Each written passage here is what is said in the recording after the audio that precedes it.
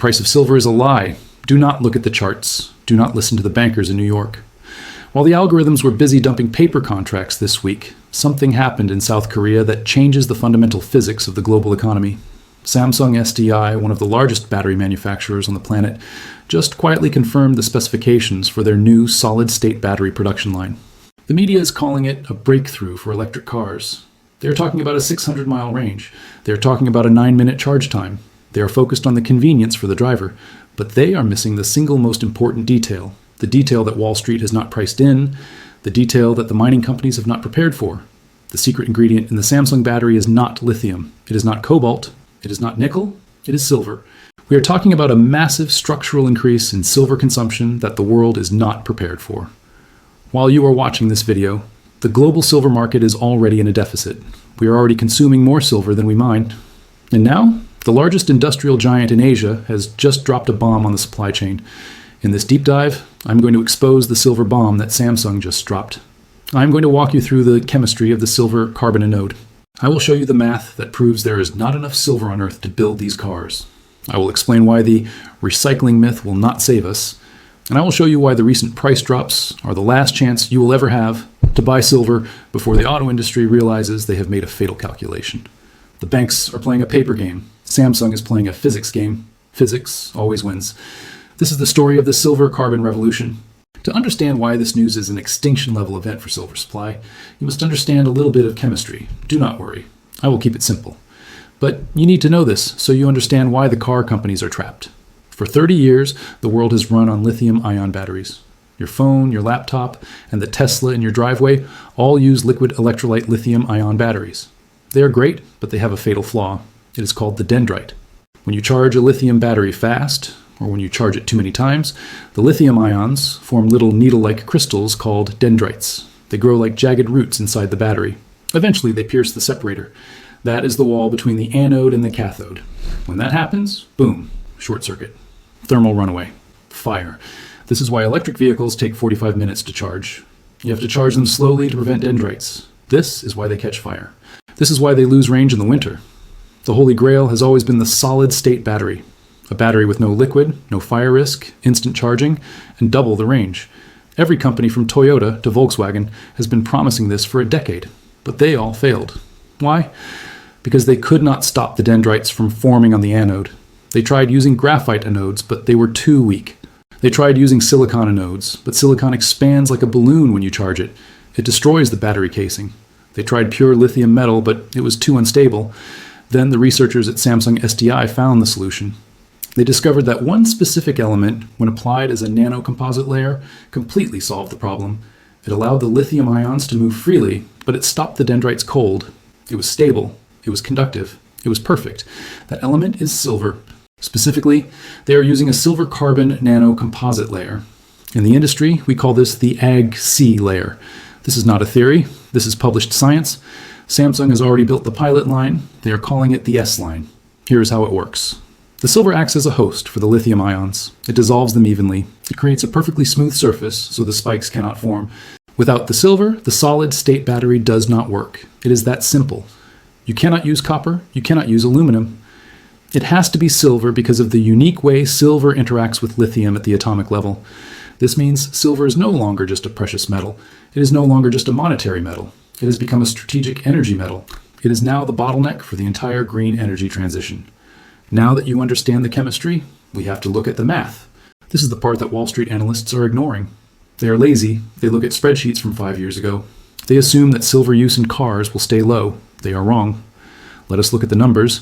Right now, a standard combustion engine car uses about 15 to 20 grams of silver. It is used in the window switches, the seat motors, and the electronics. An electric vehicle uses more. It uses about 30 to 50 grams. This increase is already draining the market. It is part of the reason we have a 1 billion ounce deficit over the last few years. But the solid-state battery changes the math entirely. We're not talking about switches anymore. We're talking about coating the anode of every single cell in a 1,000-pound battery pack. Early estimates from the Samsung technical papers suggest the silver loading could be anywhere from 5 grams to 10 grams per kilogram of anode material. Some aggressive estimates suggest it could be as high as 1 kilogram of silver per vehicle for high-performance, long-range packs. Let us be conservative. Let us be extremely conservative. Let us assume it adds just 50 grams of silver per car. That brings the total silver per electric vehicle to roughly 100 grams. There are 90 million cars produced globally every year. If just 10% of them switch to solid-state batteries, that is 9 million cars. 9 million cars multiplied by 100 grams is 900 million grams. That is roughly 29 million ounces of new silver demand. That sounds manageable, right? But that is at 10% adoption with conservative numbers. What if it is 50% adoption? What if the silver loading is actually 200 grams per car? If Toyota, Samsung, and Volkswagen hit their targets of mass-producing solid-state vehicles by the year 2027, we could see automotive demand for silver jump from 90 million ounces a year to 300 million ounces a year. Where does that 200 million ounces come from? Does it come from the COMEX?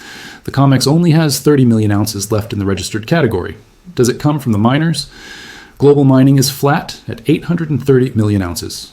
This single technology, the silver carbon anode, has the potential to consume 25% to 35% of the entire global mine supply just for car batteries.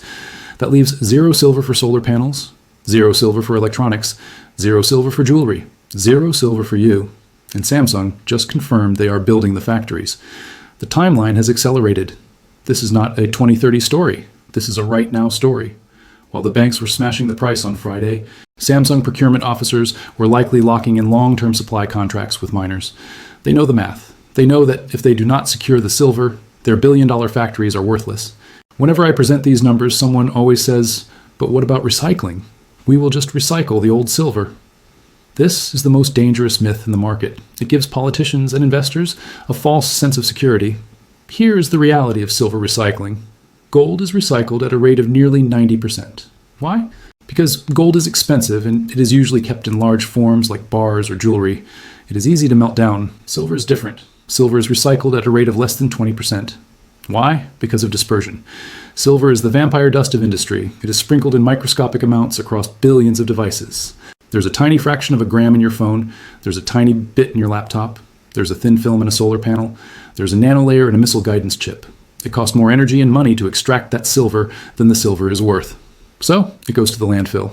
We are literally burying billions of ounces of silver back into the earth, but in a form that is impossible to mine. Now, consider the solid-state battery. Yes, it has more silver.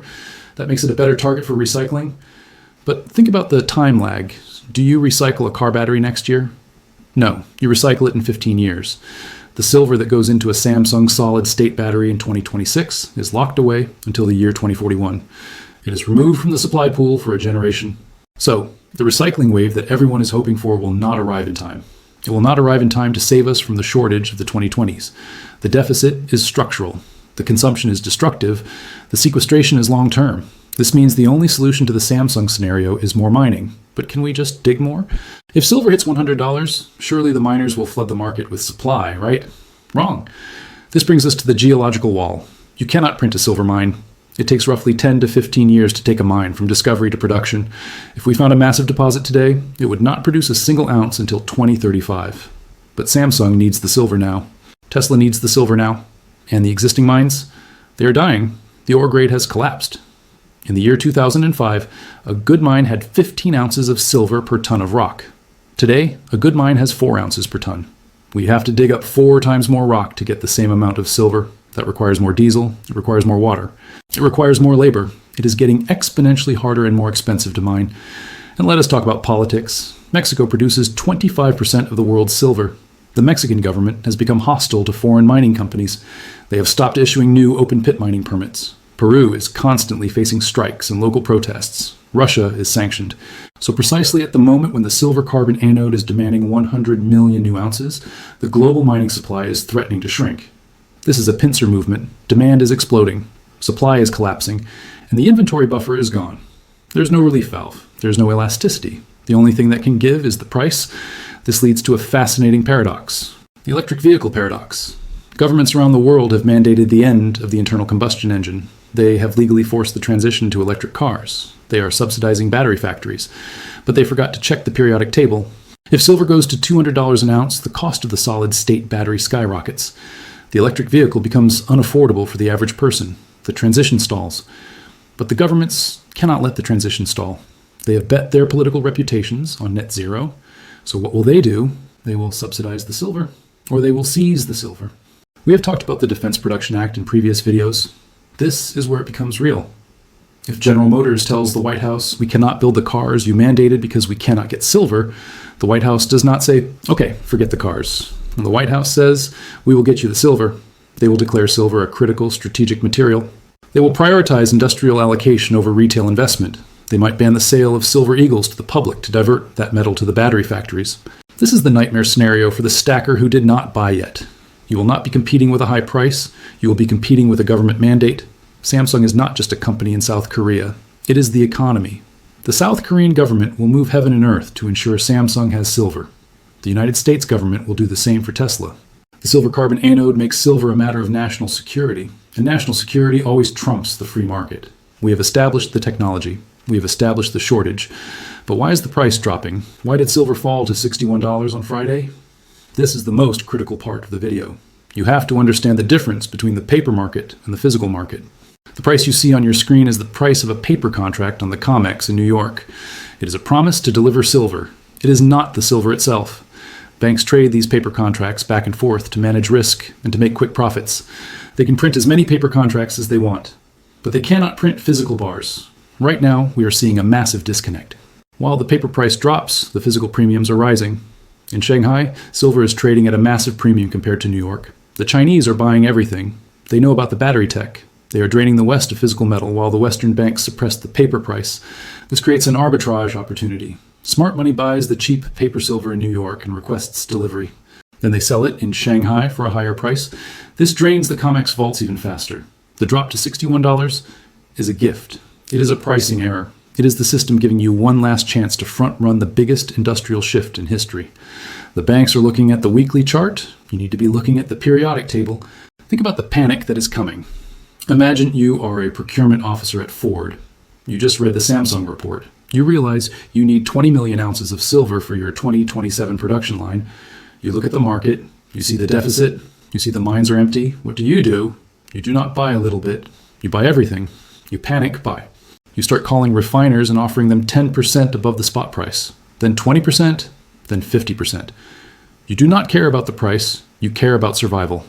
This is how a squeeze happens. It happens slowly and then it happens all at once. We are in the slow phase, the accumulation phase. The smart money is positioning itself. The dumb money is selling because they see a red candle on a chart. Which side of the trade are you on? So how do you profit from this?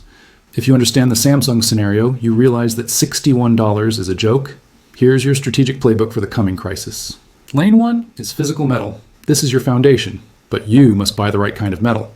In an industrial squeeze, numismatics and collectibles are a trap. When Samsung needs silver, they do not care if your coin has a picture of a dragon on it. They do not care if it is graded MS70. They care about the atom. They need raw silver to melt down into nanopowder. This means that in a true shortage, the premium on collectibles collapses relative to the spot price. The industrial buyer sets the floor. If spot goes to $100, the melt value of your coin is $100. But nobody's going to pay you $150 for the collectability when the world is starving for the metal itself. Stop paying for art. Start paying for weight. Buy 100-ounce bars. Buy 10-ounce bars. Buy kilos. Your goal is to accumulate the maximum number of grams of silver before the factories clear the shelf. Lane 2 is the mining stocks. This is where life-changing wealth is made. But there is a trap here too. It is called the hedging book. You must check if the mining company has pre-sold their silver. If they have hedged their production at $30, they will not profit when silver goes to $100. You want 100% unhedged exposure. And you need to look at geography. Remember the clean silver premium. A mine in Nevada or Canada is worth 5 times more than a mine in Bolivia or Russia to a company like Tesla. They need secure supply chains to qualify for tax credits. Tilt your portfolio toward Tier 1 jurisdictions. Lane 3 is patience. This is the hardest part. The banks will try to shake you out. They will create volatility. They will drop the price by $3 in a single morning to scare you. You must have ice in your veins. Ask yourself one question. Did the price drop change the chemistry of the Samsung battery? No. Did it change the fact that mines are running out of ore? No.